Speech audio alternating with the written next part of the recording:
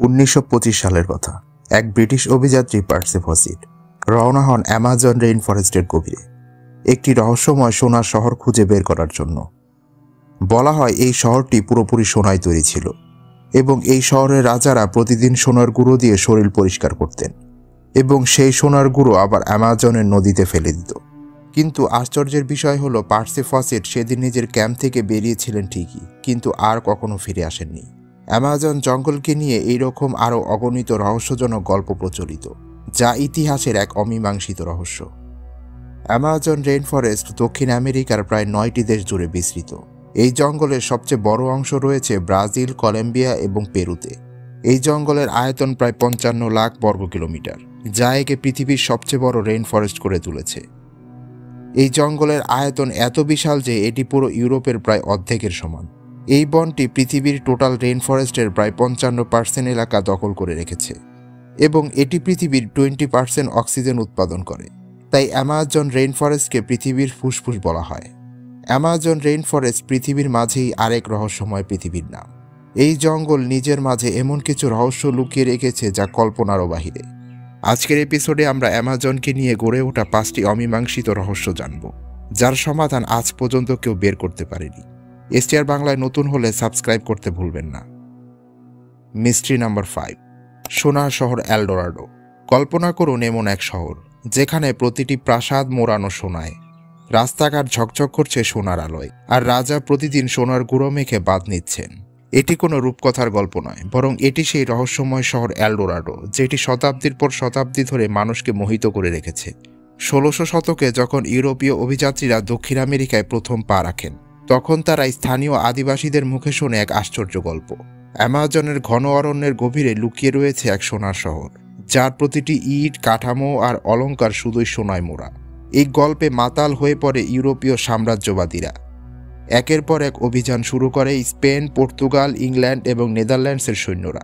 অ্যামাজনের গহীনে ঢুকে পড়ে সেই সোনার শহরের সন্ধানে। বহু অভিযান হয়েছে, বহু প্রাণ গেছে, বহু সভ্যতা ধ্বংস হয়েছে এই এল ডোরাডোর খোঁজে। তবুও এই এল ডোরাডোয় আজও অধরাই থেকে যায়। 2 শতাব্দীর চেষ্টার পর অনেকেই বলেছিলেন এল ডোরাডো আসলে একটি মিথ, একটি অলীক কল্পনা মাত্র। কিন্তু সবাই তা মানতে পারেননি, বিশেষত একজন ব্যক্তি, ব্রিটিশ অভিযাত্রী পার্সি ফসিট। তিনি দৃঢ়ভাবে বিশ্বাস করতেন যে এই শহর বাস্তব, শুধু আমরা সঠিক পথ খুঁজিনি। পার্সি ফসিট 8 বার অভিযান চালান অ্যামাজন জঙ্গলে। শেষবার 1925 সালের 29 মে তিনি রওনা হন ব্রাজিলের ম্যাটো গ্রোসের অঞ্চল থেকে, কিন্তু তারপর তিনি আর কখনো ফিরে আসেননি। তার রহস্যময় নিখোঁজ হওয়া আজও ইতিহাসের একটি অন্যতম বড় রহস্য। অনেকেই মনে করেন হয়তো তিনি সত্যিকারের এল ডোরাডোর কাছে পৌঁছেছিলেন, কিন্তু কোনো অজানা কারণে আর ফিরে আসেননি। বিজ্ঞানীরা বহু বছর ধরে বিশ্বাস করে এসেছিলেন এই অঞ্চল মানুষের বসবাসের উপযোগী ছিল না, কিন্তু আধুনিক প্রযুক্তির কল্যাণে সেই ধারণা বদলাতে শুরু করেছে। স্যাটেলাইট ইমেজ, লিডার স্ক্যানিং ও আন্ডারগ্রাউন্ড ম্যাপিং প্রযুক্তি দিয়ে গবেষকরা দেখতে পেয়েছেন যে অ্যামাজনের নিচে লুকিয়ে আছে মানুষের তৈরি বিশাল শহরের চিহ্ন। গবেষণায় উঠে এসেছে এমন সব প্রমাণ যা বলছে একসময় সেখানে ছিল জটিল সড়কপথ, পাথরের প্রাসাদ, বিশাল কৃষিক্ষেত্র এবং পরিকল্পিত শহর। ন্যাশনাল জিওগ্রাফির একটি গবেষক দল আবিষ্কার করেছেন এমন একটি এলাকা, যা ক্যারিবিয়ান সাগর তীর থেকে প্রায় 15 কিলোমিটারের ভেতরে অবস্থিত এবং যেখানে হাজার হাজার বছর পুরনো নগর সভ্যতার চিহ্ন পাওয়া গেছে, যা চাপা পড়ে আছে পাহাড় ও গাছপালার নিচে। এখন প্রশ্ন একটাই, এটাই কি সেই এল ডোরাডো? আমরা কি সত্যি সোনার শহরের ধ্বংসাবশেষ পেতে যাচ্ছি, নাকি এল ডোরাডো এখনও গভীর অরণ্যে লুকিয়ে রয়েছে? সত্যিই কি সোনায় মোড়ানো ছিল সেই এল ডোরাডো, নাকি এটি ছিল শুধুই মানুষের এক চিরন্তন লোভ আর কল্পনার প্রতিচ্ছবি? মিস্ট্রি নাম্বার 4, 2019 সালে বিজ্ঞানীরা হতবাক হয়ে যান যখন উত্তর ব্রাজিলের মার্জা দ্বীপে একটি মৃত হ্যামবাগ তিমি পাওয়া যায়। অবাক করার বিষয় ছিল তিমির মৃত্যু নয়, বরং এটি যেখানে ও যেভাবে পাওয়া গেছে। 10 টন ওজনের এই তিমিটি ছিল একটি শিশু তিমি। সাধারণত এই তিমিরা শীতকাল শুরু হলে উষ্ণ পানিতে সময় কাটায়, তারপর খাবারের খোঁজে দক্ষিণ দিকে অ্যান্টার্কটিকার কাছাকাছি চলে যায়। কিন্তু প্রশ্ন হচ্ছে, ফেব্রুয়ারির মতো অপ্রাসঙ্গিক সময়ে তাও জমিনের উপরে এই তিমিটি কিভাবে মারা গেল? এই ঘটনা প্রকৃতির স্বাভাবিক নিয়মের পুরোপুরি বিপরীত এবং আজও এটি গবেষকদের কাছে একটি বড় রহস্য। এখন এখানে অনেক প্রশ্ন উঠে আসে। প্রথমত, এই তিমি এই ঋতুতে কিভাবে এইখানে পৌঁছালো? দ্বিতীয়ত, সে সমুদ্র থেকে অ্যামাজন নদীতে কেন এলো? আর সবচেয়ে আশ্চর্যের বিষয়, অ্যামাজন জঙ্গলের মাঝে এই শুকনো জমিতে সে কিভাবে এলো। সেই দিন থেকে আজ পর্যন্ত এই রহস্যের কোনো সমাধান হয়নি। নাম্বার 3, এই বিস্ময়কর জঙ্গলে এখনও এমন অনেক বহু আদিবাসী গোত্ররা বাস করে, যারা আজও বাইরের দুনিয়ার মুখ দেখেনি। বিজ্ঞানীরা এখনও জানেন না কিভাবে তারা বেঁচে আছে, কিভাবে তারা জীবনযাপন করে। এমনই এক গোত্রের নাম পিরিপকুরা, যারা পশ্চিম ব্রাজিলের গভীর জঙ্গলে বসবাস করে। একসময় এই গোত্রে হাজারো সদস্য ছিল, কিন্তু বর্তমান সময়ে তাদের সংখ্যা কমে দাঁড়িয়েছে মাত্র 15 থেকে 20 জনে।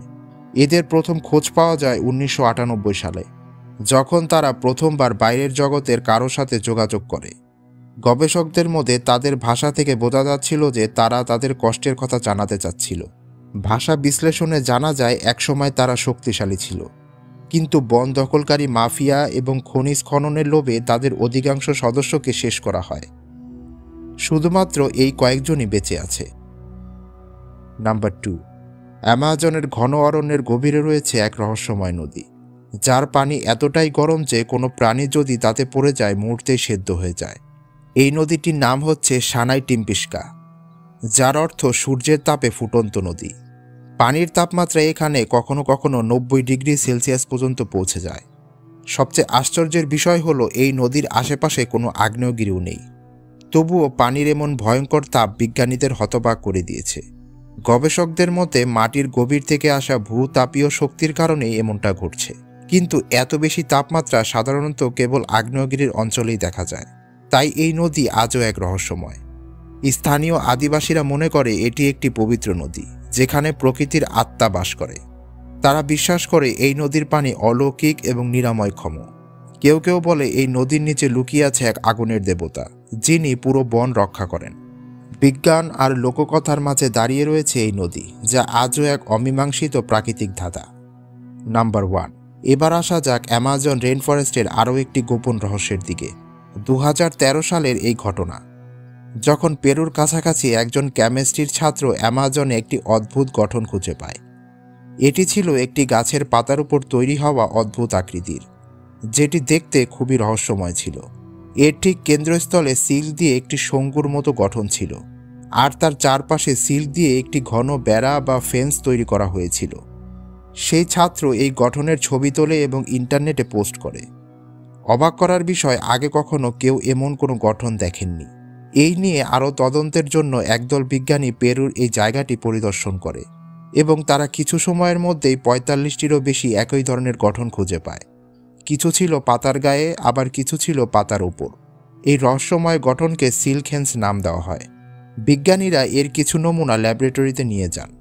মাইক্রোস্কোপ দিয়ে পরীক্ষা করে দেখা যায় যে ওই ফেঞ্চ বা বেড়ার ওপর ছোট ছোট ডাস্ট বা ধুলোর কণা চলাফেরা করছে, কিন্তু এই ডাস্ট মাইটসরা নিজেদের সিল তৈরি করতে পারে না।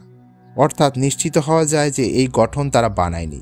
কিছুদিন পর দেখা যায় এই ফেঞ্চের ভেতর থেকে শঙ্কুর ধীরে ধীরে ফেটে যাচ্ছে, আর তার ভেতর থেকে একটি মাকড়সার বাচ্চা বের হয়ে আসে।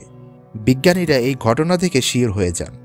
আসলে এই গঠন তৈরি করেছিল একটি বিশেষ প্রজাতির মাকড়সা, যেটি শুধুমাত্র ওয়েস্টার্ন অ্যামাজনেই পাওয়া যায়। এই মাকড়সারা তাদের ডিমের চারপাশে এই ফেন্স তৈরি করে, যাতে মাইট ডাস্টরা সেখানে আটকে যায়। আর যখন তাদের বাচ্চা ডিম থেকে বের হয়, তখন তার খাওয়ার জন্য খাবার প্রস্তুত থাকে। অ্যামাজন রেইন ফরেস্ট সত্যি এক বিস্ময়ের নাম। এসটিআর বাংলার আজকের এপিসোডটি আপনার কাছে ভালো লেগে থাকলে অবশ্যই কমেন্টস করে লাইক দিতে ভুলবেন না। দেখা হচ্ছে নতুন এপিসোডেই।